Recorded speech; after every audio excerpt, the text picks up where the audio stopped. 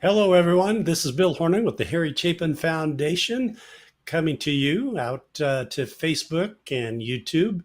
And we're here to provide a little bit of a sneak peek of a really exciting event coming up this weekend, Sunday. And I've got a couple real special guests here to tell me and you all about it, about the Just Wild About Harry event that's heading into its 20th year.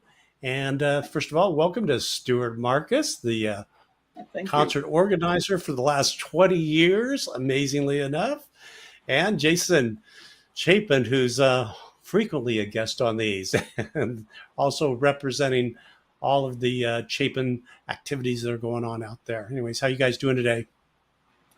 I'm good. Praying for good weather. Yeah, right. Doing great. Great to see you, How about Bill. you, Jason? Good to see you. Well, listen, the Just Wild About Harry event, it's really become an institution there in Long Island. And Stuart, you've been there from the beginning. Tell us a little bit about what's going to be changing this year. There's some really exciting changes that are coming about. And give us the rundown and a little sneak peek.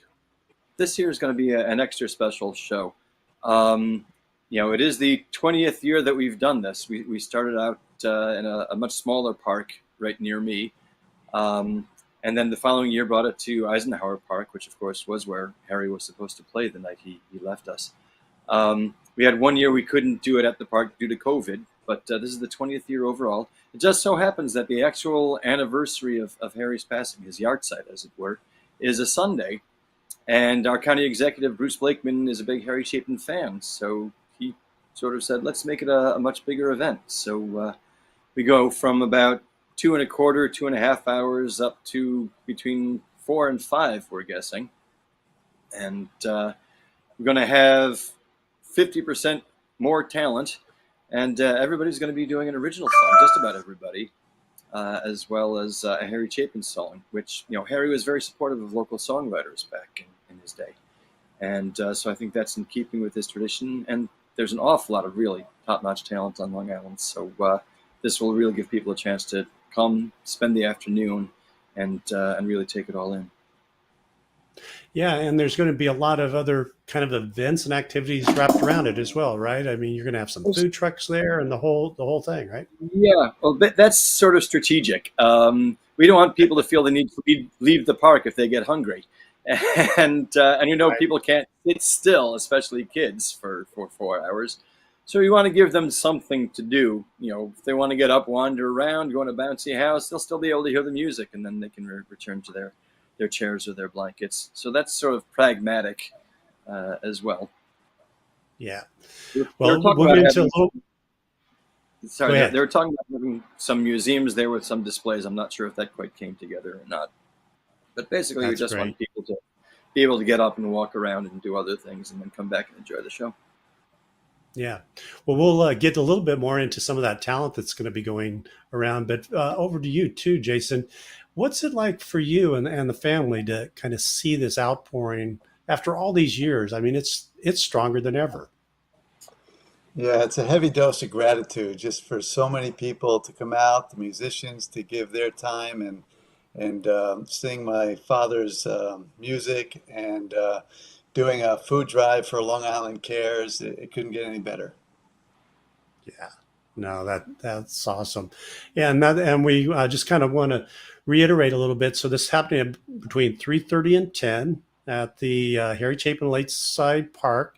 And I'm not from your area of the world. I'm out here on the left coast. So I hear that's at East Meadow. Do I have that right?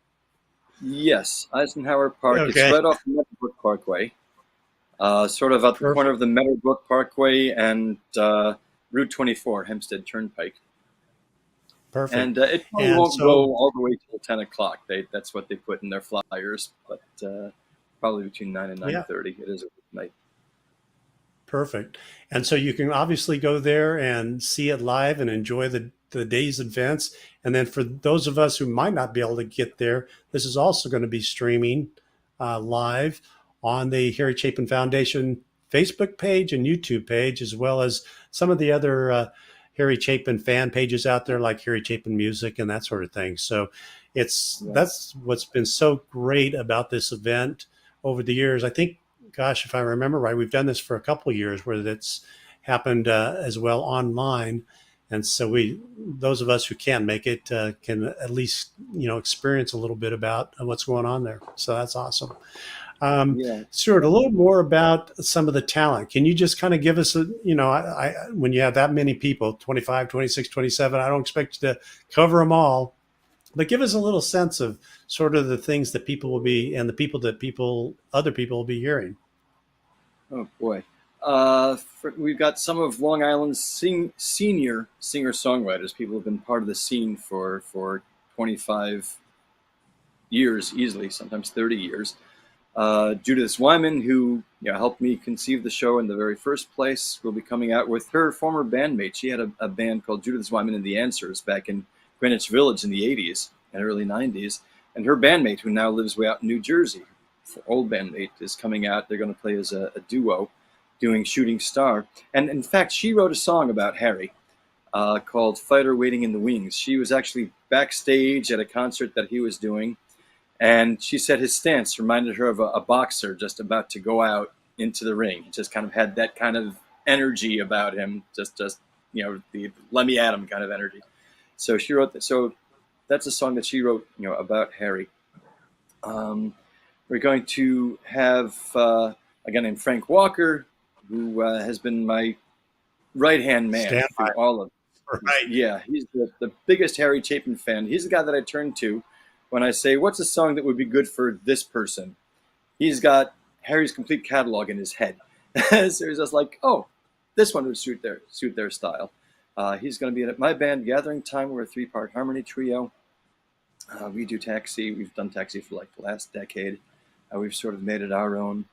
A woman named Christine Solomino, who makes her living as a church accompanist primarily, and plays for the choir at one of the local Catholic high schools. Her songwriting is primarily of a Christian worshipful nature, but she can play in a style. Any Harry song she does, she kind of turns into a torch song, and the audience eats it up. They just love it, and the guys in the sound booth know how to do it too, and they adjust the lighting to suit. Right. I always encourage people to treat the songs as if they were their own. If they want to do it the way Harry did, that's fine. But if they want to just take it in some other direction, that's absolutely fine too. And we've had some absolutely wonderful interpretations of it. We've got a guy named Daniel Kaner that I'm excited about. He's an English singer-songwriter who tours on the folk circuit. And he's just happens to be on Long Island. He's doing like a tour on Long Island, and he's got a conference or something that he's doing in Montclair, New Jersey. And he's free during the day, so he's going to come in and do Flowers Are Red. And he's a very wry, witty songwriter also. So I'm excited to have him in it. It was just a fluke that he happened to be available, but I offered it to him and he jumped at it. What else? A woman named Robin Eve, who's been in every year, has a huge voice. Will be doing A Better Place to Be, which he's done before, which is one of his most moving songs. Boy, I could rattle off, but like I say, we've got over 2 dozen. No, that gives us a good sense of what's going on out there. Do you get a sense as you talk with all these musicians? Is there any common element that has drawn them to Harry's music, or is it just the music itself, or is it just the overall story, or are they all different? I think it's 2 things. One is their respect and reverence for Harry as a songwriter and as a humanitarian. He embodied what folk music is supposed to be about. And his music, absolutely comes out of the folk tradition, which, good songwriting, good storytelling within songs, balladry, and concern for everyday common people, which is something that runs throughout folk music, certainly 20th century folk music. And he was just such a good craftsman of the art and craft of songwriting. Catchy melodies, interesting chord progressions, and songs that make you just want to listen, find out what happens at the end. And of course, some beautiful love songs about Sandy as well, which is a great songwriting tradition also. So everyone really respects Harry both as a musician, as a songwriter, and for what he stood for. And and it's a great coming together. I was joking with Frank Walker's brother. We did a podcast from well, Jason was in on it from Governor's Comedy Club a few days ago. When you're a musician, you get to know a whole lot of other musicians not really well, because everyone's gigging on Friday and Saturday nights and weekend afternoons and that sort of thing. So you might get a chance to kind of wave as you drive past each other. But here we're going to have, boy, 26, 27 acts, probably easily 36 musicians, all getting to kind of hang out together, which is fun too, and catch up with each other. That's a good point. It's an opportunity for the musicians to. It's a little community within its own, right? As well as just the greater community that gets to listen. Sure, and we get to know each other at open mics, at songwriting workshops, Yeah. at concerts by the Folk Society sometimes. Uh, but yeah, it's good to kind of catch up with each other and hear each other play. And this year we're going to have a chance to check out each other's original tunes also, which I'm looking forward to. That's awesome. And for those who are just tuning in, we're just giving a little bit of a sneak peek about the Just Wild About Harry event that's coming up this Sunday. And hope most of you can get out that way to Eisenhower Park at the Lakeside, the Harry Chapin Lakeside Theater. And we're talking to Stuart Marcus, who has organized this event for the past 20 years, along with Jason Chapin. And Jason, this is a great opportunity too, that probably people are going to get a chance to hear from you and other family members too about some of the exciting things, other things that are coming up too. Do you want to give us a little bit of a peek about what's you might be talking about? Sure, I can say thanks to fans and some other folks, the legacy is as strong as ever. There have been a lot of projects recently, and I look forward to telling everybody about it. But very briefly, in the last year, there's a box set of the first 9 albums on CD. There's also a great new live concert with the whole band from Germany. And then another recent release is a solo concert he did at the Capitol Theater in New Jersey in 1978, a fundraiser for Senator Bill Bradley at the time. And then there are a bunch of other projects in the works, a musical here in the US, and we're putting together a musical that's either going to open in the UK or in Australia. And then with next year being the 50th anniversary of Cats in the Cradle, there are a couple projects related to that. And also, we're going to be relaunching the documentary that came out in 2020, Harry Chapin, When in Doubt, Do Something. And then at the concert, we've got 2 special guests who are going to be there for the event.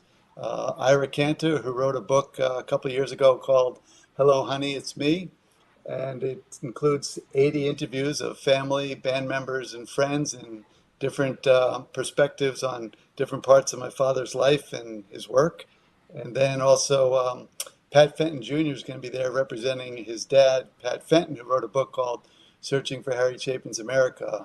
Sadly, Pat, the author, passed away about a year and a half ago, but hopefully they'll have an opportunity to do a short reading and tell people about the book and let them know where they can get it. That's great. I've always often wanted to ask you, does it surprise you? Do you stand back and just think about all this amazing material that just continues to pop up and people that have taken a little bit different angle and, kind of reinvented so much of this and it just keeps going on? I mean, from the outside perspective, I'm always in awe of that. But I'm curious as to how that impacts you and the family. I'm equally in awe. It's just amazing. It's not like we're trying to get interest and we're trying to launch these projects. It's really exciting when fans and others with great talent come to us with these ideas, and my mother's the one who usually gives it the full review and decides whether or not she wants to get behind it. And the ideas, the proposals keep coming, and I don't know how it happens, but it just seems to be a steady pace, and I don't see any end in sight. So it's really exciting. Yeah, I've even heard of another book, Harry and Sue, or am I getting that right? Yeah, that's Um, Larry Baker's Larry book. Yeah, Baker's that's writing. another book that came out. Yeah, and that's fictional. And Larry, friend of the family, and he's written a number of books, and most of them include my father as one of the characters. Hmm. Right. Yeah, right. Because he had another book. Gosh, that's probably been what 10 years ago or so now, right? That had Harry sort of in the center of one of his fictional characters. Gotcha. So, Stuart, back to this event on Sunday. Tell us just a little bit about what it takes to pull all this together, because I know it's like herding cats, I'm sure.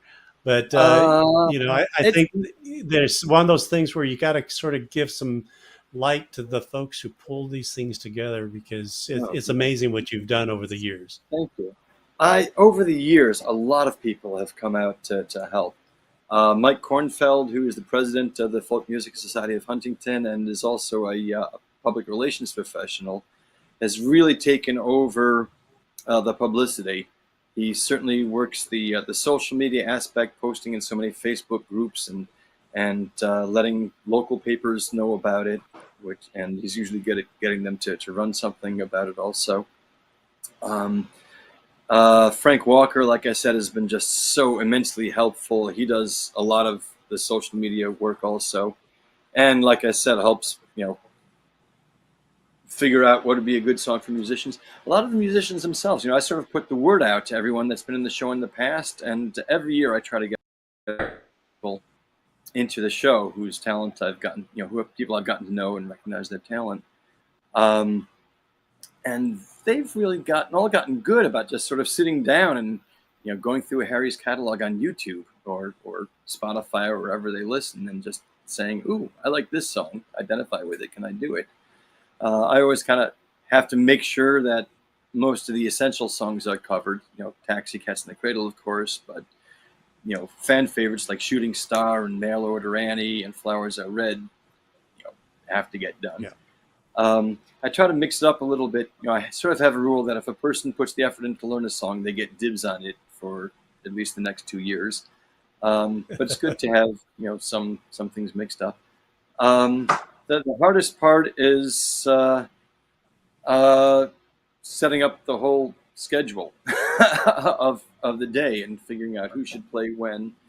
Having a mix and keeping track of what musicians everyone's going to have and what they play and what the technical needs will be. And the last 2 days have been devoted to setting up the show schedule uh, and making up a huge spreadsheet for each act. Name the performer, name of the song they're doing, what instruments they're playing. Do they need direct boxes or microphones? Does it include drums or piano and all that? And I got to get that off to the sound crew so they can do that. I give a lot of credit to the sound crew. They get better and better every year, just determining where the mics are going to get placed for each act and what channels for what patch cords need to be turned on.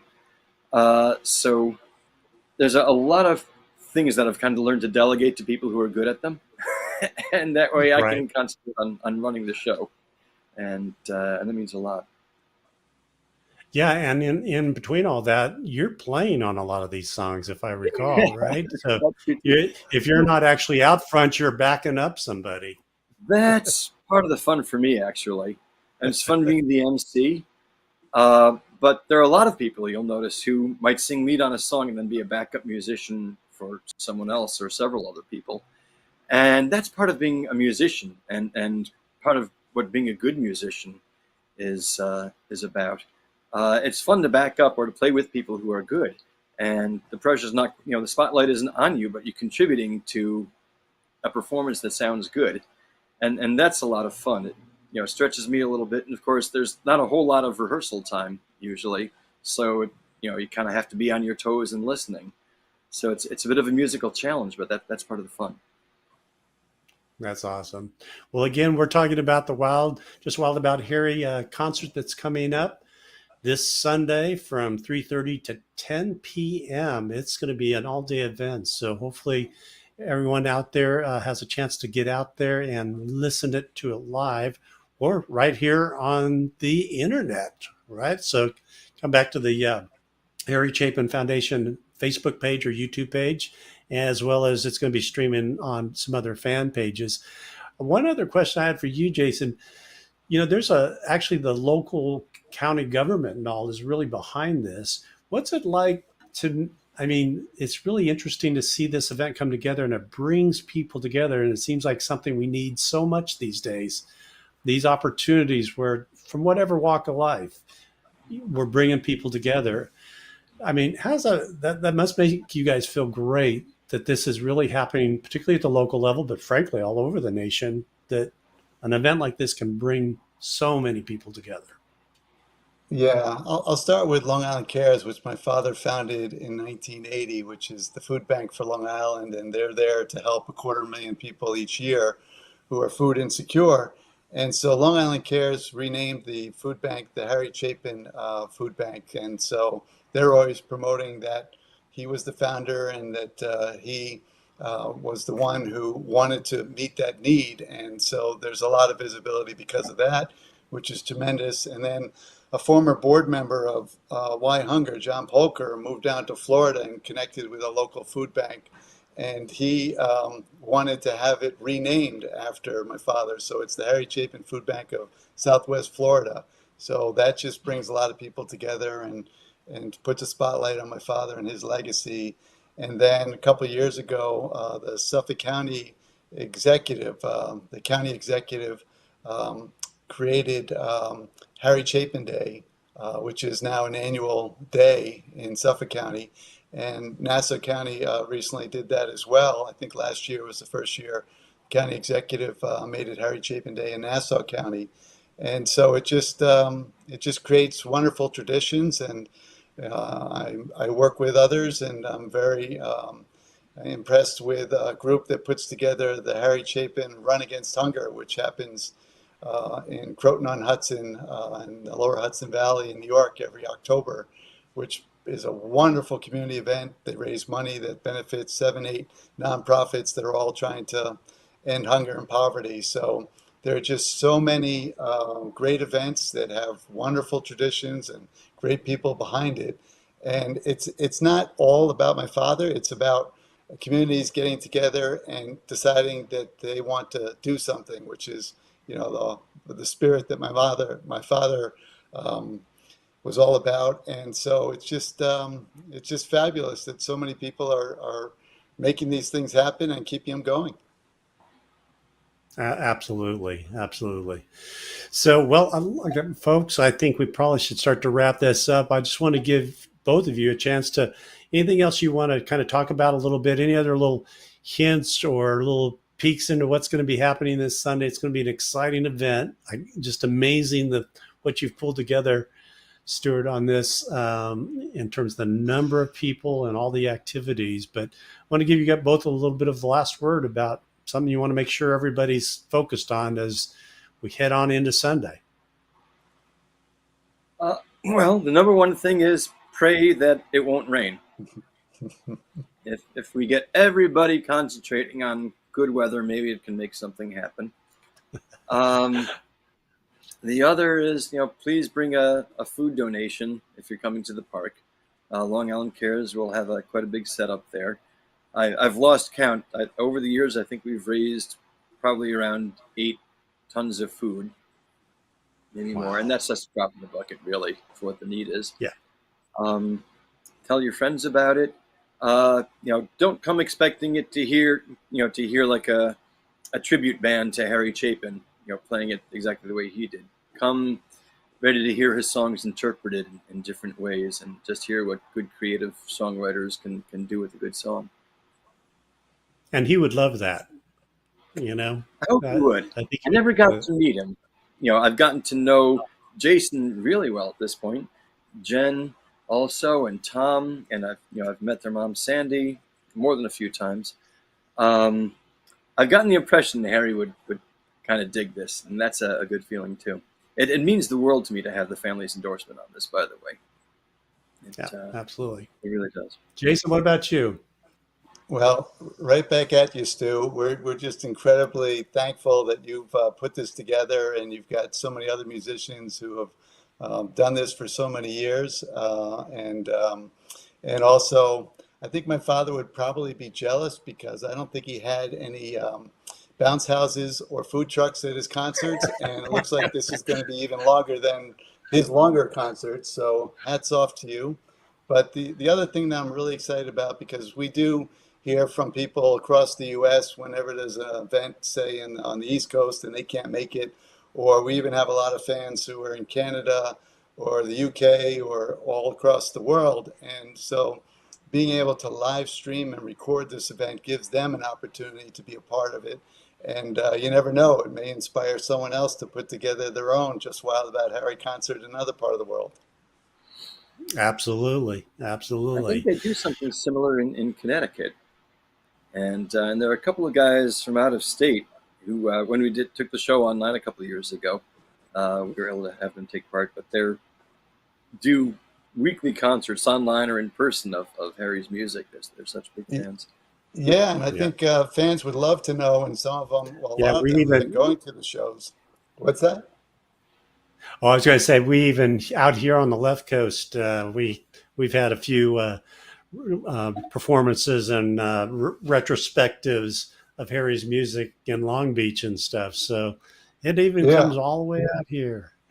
So starting this past year, uh, my uncles Tom and Steve and original band members John Wallace and Howard Fields and other members of my sister and my Uncle Tom's daughters, Abigail and Lily, and other members of the family have been doing the Harry Chapin 80th birthday retrospective. They've been doing concerts around the U.S., and they've added a bunch more concerts, and they've been sellouts, and gives people an opportunity to, share those memories of the concerts they went to, and also hear from the, the Harry Chapin family band, and relive those moments. And I think there are going to be even more concerts next year when we celebrate the 50th anniversary of Cats in the Cradle.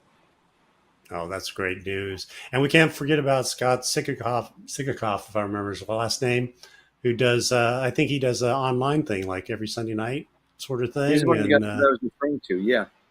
yeah, Yeah, yeah. it's So Facebook Stranger with the Melodies is his page. exactly. There you go. So, anyways, well, thanks so much, guys. I think we probably should wrap it up, but because you need to get rested up, you got a lot of work ahead of you. So, I want to let you go. But thanks so much again. Just Wild About Harry concert coming up this Sunday between 3:30 and 10 o'clock at the Harry Chapin Lakeside Park, and it's going to be just a wild time. It sounds like. So, thanks so much for joining us today, Stuart and Jason, and we'll be talking to you soon. All Thanks, right. Bill. Thanks so much. Take care. Good to see you, Bill.